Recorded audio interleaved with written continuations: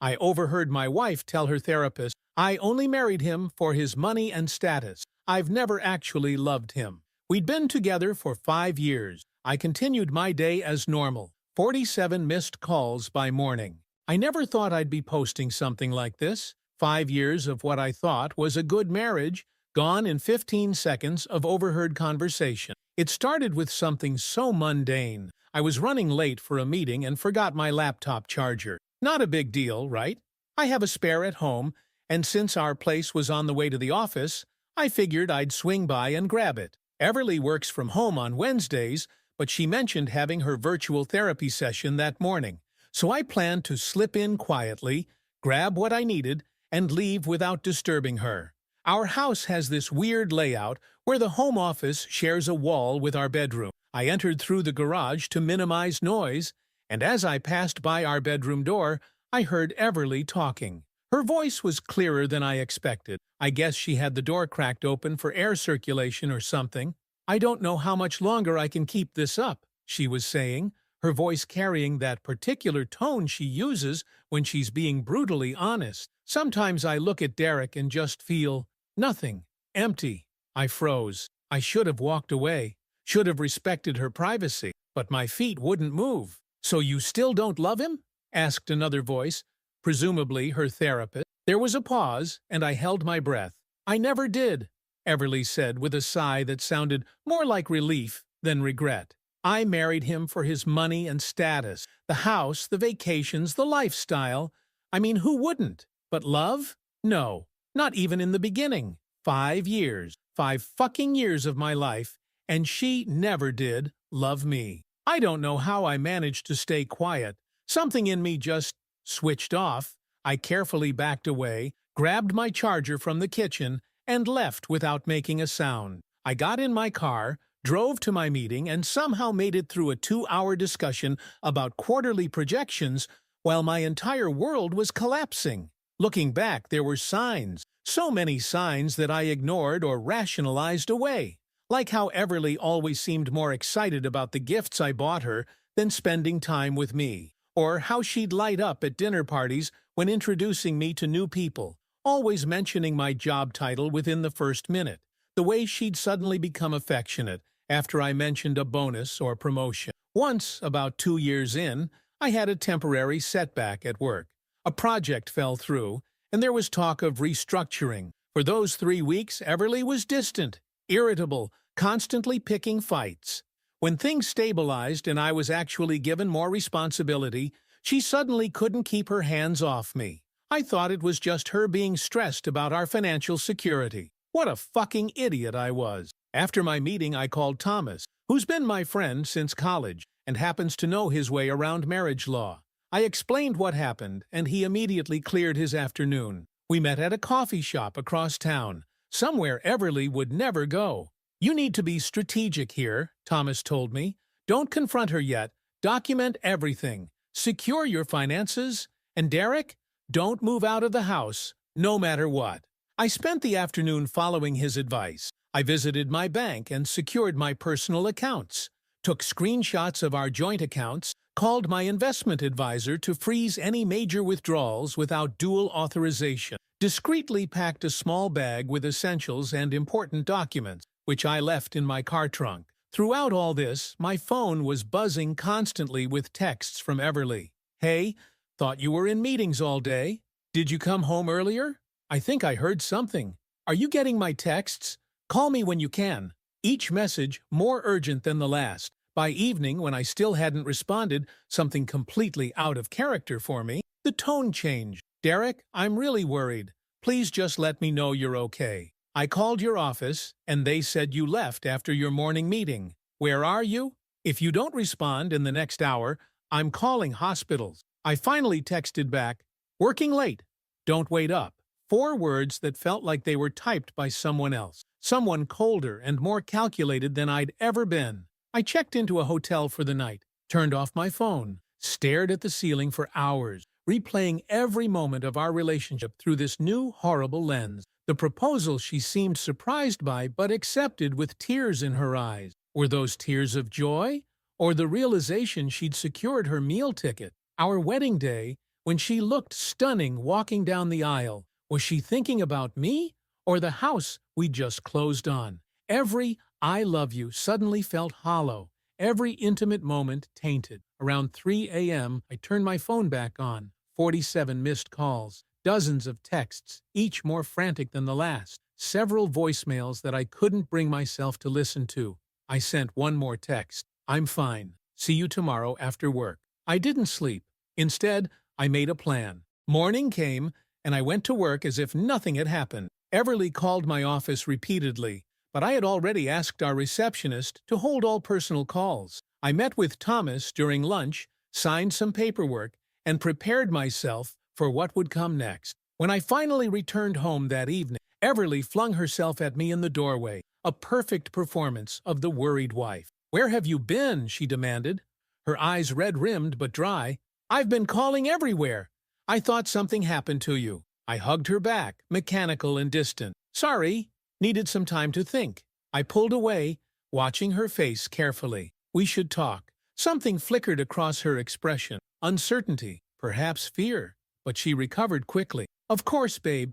You had me so worried. Let me make you something to eat first." I followed her to the kitchen, noting how she kept glancing at me, assessing. I sat at the counter, feeling strangely calm as I asked, "How was your therapy session yesterday?" Her hands paused briefly as she was pulling ingredients from the fridge. "Fine. The usual. What did you talk about?" She shrugged, not meeting my eyes. "Just work stress. Nothing interesting." I nodded, letting silence fill the room. The quiet stretched between us, uncomfortable and revealing. She kept filling it with nervous chatter about her day, about how worried she'd been, about plans for the weekend. I just watched, seeing for the first time how calculated each movement was, how carefully she was choosing her words. "Is everything okay?" she finally asked, putting a sandwich in front of me that I had no intention of eating. "You seem different." I looked directly into her eyes. "I came home yesterday morning to get my laptop charger." The color drained from her face. Her lips parted slightly, but no words came out. "I heard what you said to your therapist," I continued, my voice steady despite the rage building inside me, "about marrying me for my money, about never loving me." "Derek, that's not—" "I didn't mean—" "Don't," I cut her off. "Don't lie to me anymore." What followed was a masterclass in manipulation. First came the denial. "I would never say that." Then the minimizing. "I was just venting. Everyone says things they don't mean in therapy." Followed by the tearful apology. "I do love you. I was confused." And finally, when none of that worked, the accusations, "You were spying on my private therapy session? How could you?"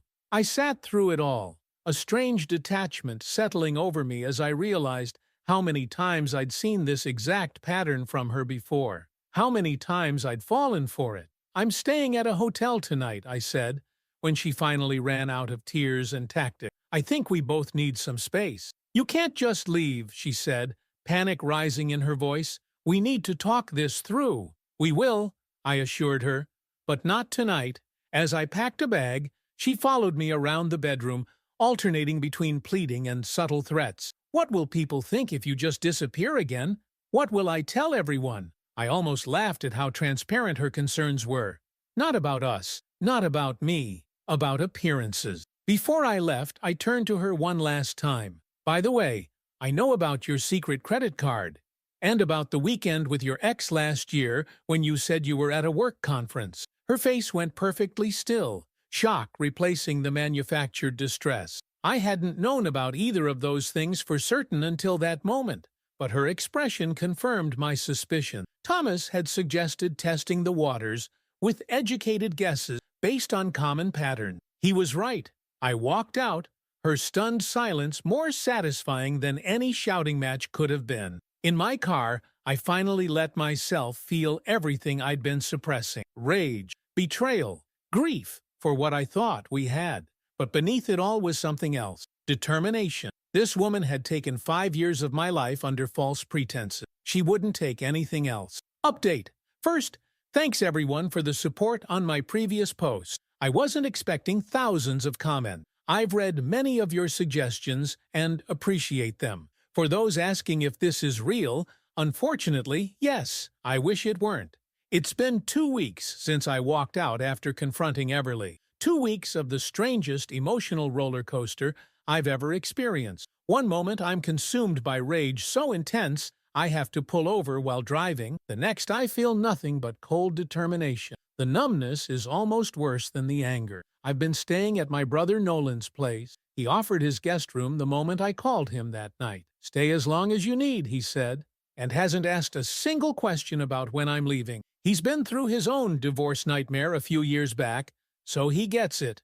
The morning after I left, my phone exploded with notifications. Everly had gone nuclear overnight, called mutual friends, her parents, even my sister, spinning some story about me having a mental breakdown. According to her, I'd become paranoid and delusional, accusing her of things she'd never done. She had them all convinced I needed help. My first instinct was to call everyone back and tell my side, but Thomas's advice kept echoing in my head. Don't react, document, plan. So instead, I turned off my phone and focused on protection mode. First stop, changing all my passwords, email, social media, investment accounts, everything. Everly knew most of them. We'd had that trust. While I was at it, I checked our joint credit card statements for the past year.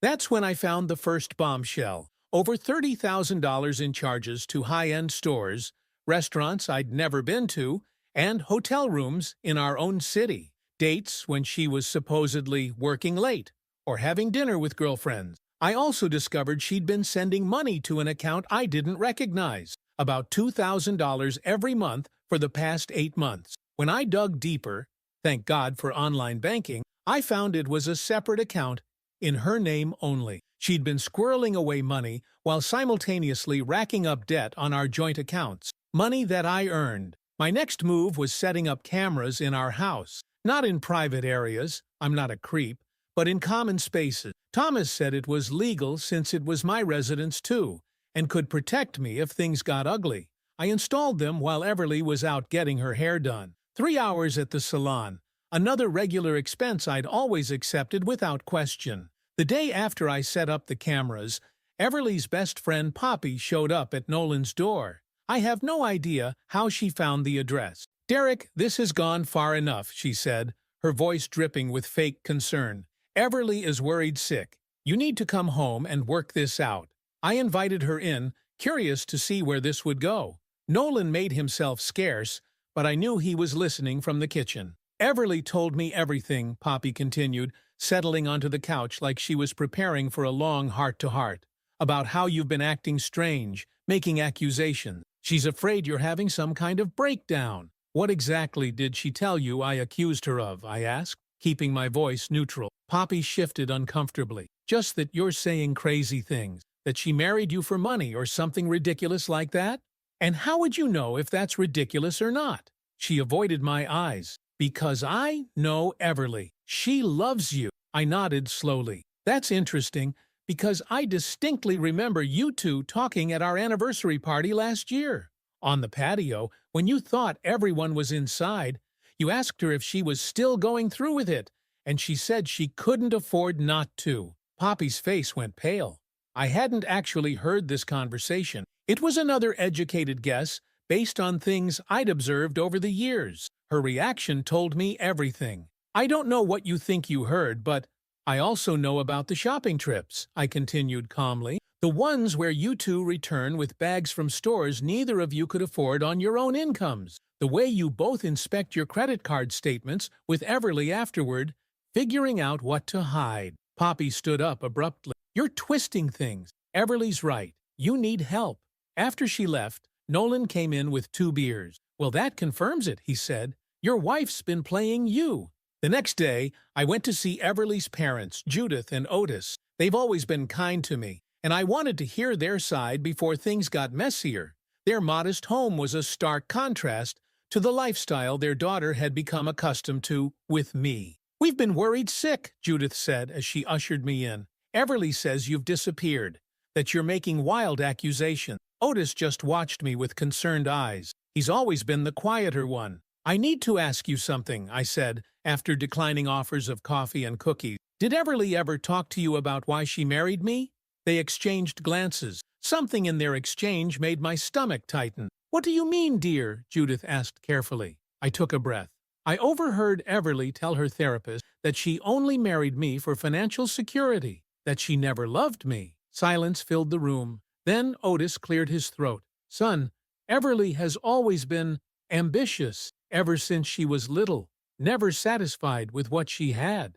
Judith shot him a warning look, but he continued. "We tried to raise her right, but somewhere along the way, I don't know, when she brought you home that first time, she called ahead to tell us not to mention certain things from her past." "Like what?" I asked. "Like the fact that she'd been engaged twice before, or that she'd dropped out of college after her sophomore year, or the credit card debt we had to bail her out of 3 times." Judith was crying quietly now. "We should have told you, but she said she'd finally found someone stable, someone who could give her the life she wanted. We thought maybe she'd finally grow up, be happy." The pieces were falling into place. I thanked them and left, my mind racing with this new information. When I returned to Nolan's, I found an email from Thomas. He'd uncovered even more. Everly had consulted with a divorce attorney 6 months ago, apparently exploring her options. She'd been planning an exit strategy all along, just waiting for the right moment to maximize what she could take. I decided it was time to go home and get more evidence. I chose a time when I knew Everly would be at her weekly spa appointment, but when I pulled up to our house, her car was in the driveway. She'd never missed that appointment in 3 years. I almost turned around, but something pushed me forward. I used my key and entered quietly. The house was silent. I checked the security app on my phone. The cameras showed no movement downstairs. I headed up to our bedroom. The door was slightly ajar. I could hear Everly's voice, tense and low. "He knows too much already. I need to move faster." "No, he hasn't filed yet. But his friend is some kind of legal expert. I know what I'm entitled to, but I want more. After 5 years of putting up with him, I deserve it." I pushed the door open. Everly was sitting on our bed, phone to her ear. She froze when she saw me. "I'll call you back," she said into the phone, her voice suddenly sweet. Then to me, "Derek, you're home. I've been so worried." She rushed toward me for a hug, but I stepped back. "Who were you talking to?" "Just my mom," she said smoothly. "She's been concerned about you, too." I nodded toward my phone, which was still displaying the security camera feed. "I can check the call logs, you know. See if it matches what you're telling me." Her expression hardened for a split second before she recovered. "Fine. It was my friend Ellen. I needed someone to talk to about all this." "About what you're entitled to? About moving faster?" Everly's eyes narrowed. "You were spying on me? In our home?" "My home," I corrected her. "The one I paid for while you were funneling money into your secret account." She didn't even try to deny it. Instead, she switched tactics, her eyes welling with tears. "I was scared. You've been acting so strange, disappearing, making accusations. I needed a safety net, like the one you've been building for months? Or was it years?" She took a step closer, her hand reaching for mine. "Derek, please, we can work through this. Whatever you think you heard that day, it wasn't what you think. Therapy is complicated. Sometimes you say things just to process them, not because they're true." I almost laughed. "So you were just processing the fact that you married me for my money? That you never loved me?" I was confused that day, having doubts like anyone does in a marriage sometimes. "But I do love you. I've always loved you." She tried to touch my face, but I moved away. "I'm packing more of my things," I said. "Then I'm leaving again. Don't try to stop me." Her demeanor changed instantly. "You can't just walk away from this marriage. I won't let you." I ignored her and went to the closet, pulling out a suitcase. As I packed, she alternated between pleading and threatening, a performance I now recognized all too well. "If you leave again, I'll call the police," she finally said. "I'll tell them I'm afraid of you, that you've been acting erratic, threatening." I paused and looked at her. This beautiful woman I'd shared a bed with for 5 years was now a stranger, cold and calculating. I pointed to the corner of the room, where one of my small cameras was partially visible on a bookshelf. "Everything you just said is recorded," I told her quietly. "Everything you said on the phone, too. So go ahead. Call the police. I'll wait." The color drained from her face. I finished packing in silence, grabbed some important documents from my office, and headed for the door. Everly followed me downstairs, no longer threatening, but back to pleading. As I reached my car, she called out one last time, "You'll regret this, Derek." No one walks away from me. I drove back to Nolan's with a strange sense of calm. The woman I thought I'd married never existed. It was time to accept that and move forward. The next morning, I woke to an email from Thomas. Everly had filed a restraining order against me, claiming emotional abuse and threatening behavior. She'd told the court I'd installed cameras to stalk her, that I'd become obsessive and controlling. She'd also drained our joint checking account, all $43,000 of it. The war had officially begun, and she'd fired the first shot. But what she didn't know was that I was ready. More than ready. I had the truth on my side, and I was done playing nice. Update 2. It's been 3 months since my last update. I wanted to wait until things were truly resolved before posting again. To those who've followed my story and offered support, thank you. You've been a surprising source of strength through the darkest period of my life. Something strange happens when you realize your entire marriage was a lie. The world takes on this surreal quality, like you're watching someone else's life unfold. That feeling lasted exactly 72 hours after Everly emptied our joint account and filed the restraining order against me. Then something inside me shifted. The hurt and confusion crystallized into something harder, something cold and precise. I stopped wondering why and started focusing on what came next. The morning after discovering the restraining order, I met Thomas at his office. He was furious on my behalf, but remained calculating. "This is actually good for us," he said, reviewing the paperwork. "She's overplayed her hand." Everly had made several critical mistakes in her filing. First, she claimed I had become threatening and abusive over the past 6 months, a time frame during which we'd taken a vacation with her parents and attended multiple social events where dozens of people had seen us together. Second, she'd stated I had no right to install cameras in her home, despite the house being solely in my name. And third, she'd claimed financial dependence on me while simultaneously draining our joint account of $43,000. Thomas immediately filed a counterpetition with evidence from my home security system showing Everly's threats to falsely report me to police. He also included statements from Nolan, who had witnessed her friend Poppy's visit and subsequent conversation. But the real turning point came from an unexpected source. Everly's previous therapist, not the one I'd overheard her speaking with, contacted me through Thomas. Apparently, Everly had abruptly stopped seeing her 6 months earlier after 3 years of session. The therapist had ethical concerns about some things Everly had disclosed regarding financial manipulation and planning. While she couldn't break confidentiality about specific session content, she could testify about Everly ending treatment immediately after the therapist suggested addressing patterns of manipulative behavior in relationships. The restraining order was dismissed within a week. The judge not only rejected Everly's claims, but issued a stern warning about making false allegations. I was granted a temporary order keeping her from the house while divorce proceedings began. When I returned home, I discovered Everly had been busy, designer clothes missing,